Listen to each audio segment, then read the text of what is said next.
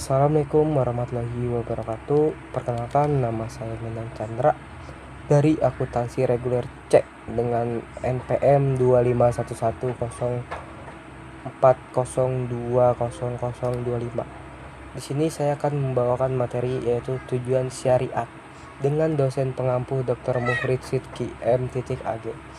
Langsung aja kita ke slide berikutnya, yaitu apa itu syariat. Secara istilah, syariat adalah seluruh hukum dan peraturan agama yang ditetapkan oleh Allah SWT dan dicontohkan oleh Rasulullah SAW. Aturan ini mengatur tata cara ibadah, muamalah, akidah, dan akhlak untuk mencapai kebahagiaan di dunia dan akhirat gitu. Jadi gitu, apa itu syariat itu berarti gitu, yaitu aturan agama yang ditetapkan oleh Allah SWT dan dicontohkan oleh Rasulullah, lalu kita lakukan juga gitu, biar kita selamat di dunia dan akhirat.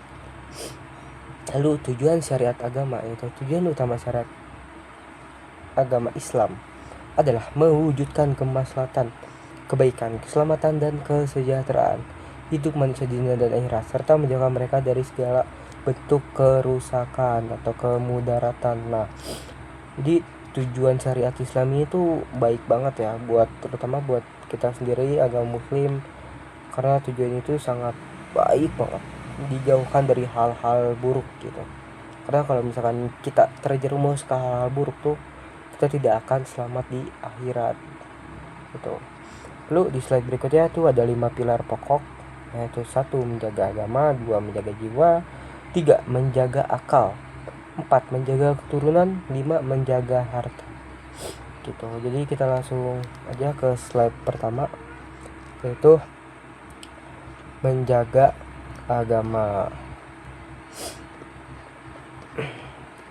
Menjaga agama tuh bagaimana? Yaitu melindungi kebebasan berkeyakinan, menjalankan ibadah, serta menjaga kemurnian ajaran agama dari penyimpangan gitu.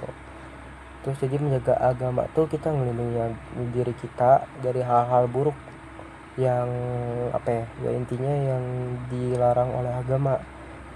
Kita lakuin hal-hal yang menjaga diri kita tuh biar selalu dekat dengan agama, dengan Allah Subhanahu wa taala. Itu dengan contohnya gimana? Nah, contohnya itu melaksanakan sholat 5 waktu, berpuasa pada bulan Ramadan, membayar zakat, menunaikan ibadah haji bagi yang mampu, terus belajar ilmu agama gitu. Terus sama menghormati tempat ibadah. Nah, di situ ada hikmahnya, walaupun di slide ini tidak ada hikmah.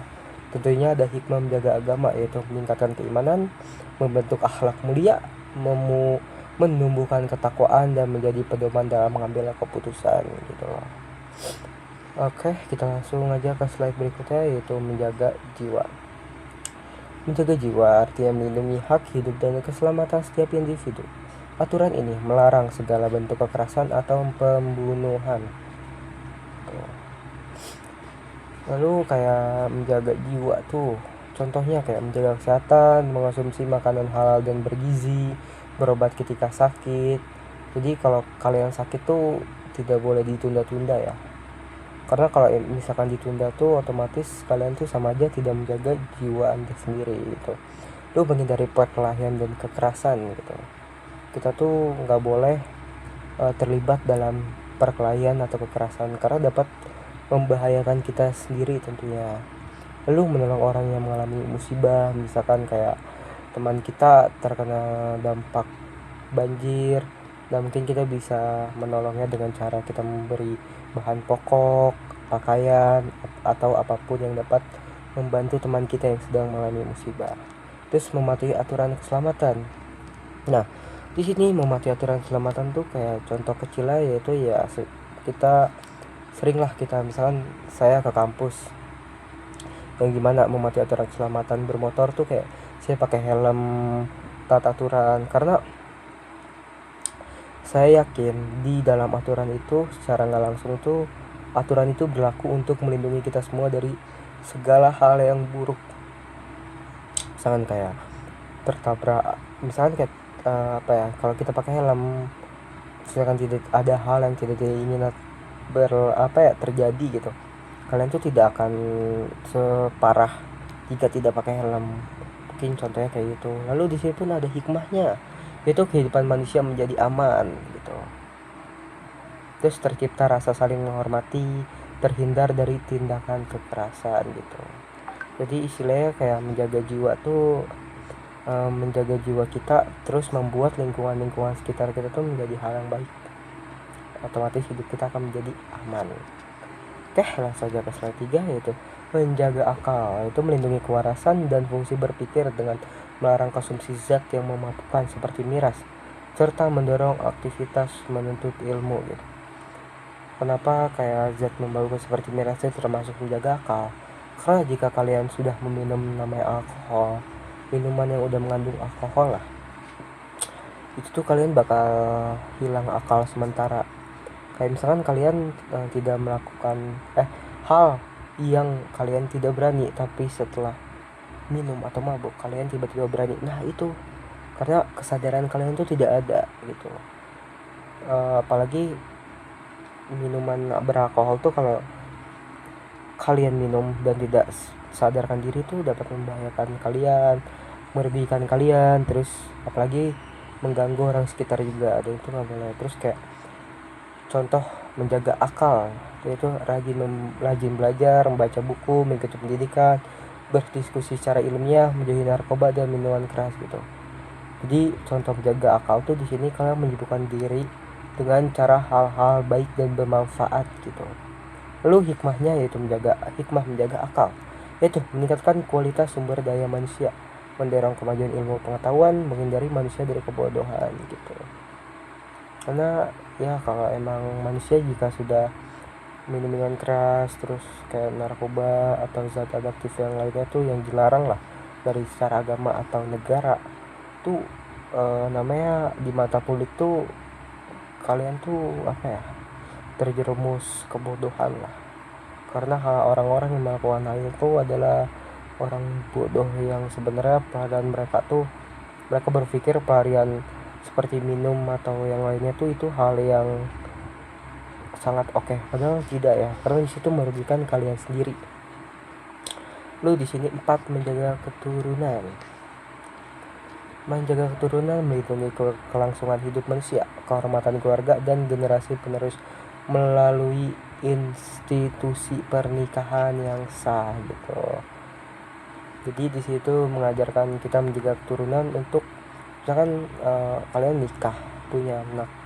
Nah kalian tuh otomatis bakal ngajarin anak-anak kalian tuh kalian tuh kalau sudah dewasa atau sudah di umur yang matang, kalian kalau bisa mungkin hindari yang namanya zina. Jadi misalkan kalian atau anak-anak kalian yang sudah dewasa di umur yang matang, misalkan di umur 25 tahun ke atas, terus dia naksir sama seseorang, ya harus dinikahkan, jangan adanya zina dulu sebelum pernikahan gitu. Jadi itu tuh mengajarkan pernikahan yang sah gitu, karena dapat menghindari zina gitu ya. Terus kayak contohnya menjaga itu menikah sesuai syariat gitu, terus mendidik anak dengan baik, menjaga pergaulan. Nah gitu, ini tuh pasti sebenarnya dasar pokoknya itu ya, menjaga pergaulan. Misalkan pergaulan di lingkungan kita buruk, otomatis itu kita bakal terbawa arus. Jadi istilahnya bisa mungkin misalkan kalian punya anak, pergaulan anaknya harus benar-benar diperhatikan ya. Terus menjaga kehormatan diri gitu, otomatis menjaga kehormatan diri itu otomatis misalkan kita membawa atas nama keluarga terus melakukan hal-hal yang memalukan, nah itu selain diri kalian yang jatuh, nama keluarga kalian tuh bakal jatuh gitu. Di sini pun ada hikmah menjaga keturunan, yaitu terbentuk keluarga yang harmonis, lahir generasi yang berkualitas, terjaga martabat sampai manusia.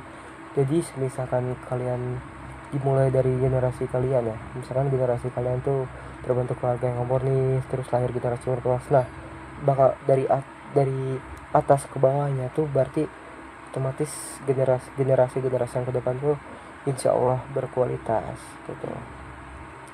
Itu slide terakhir, yaitu menjaga harta.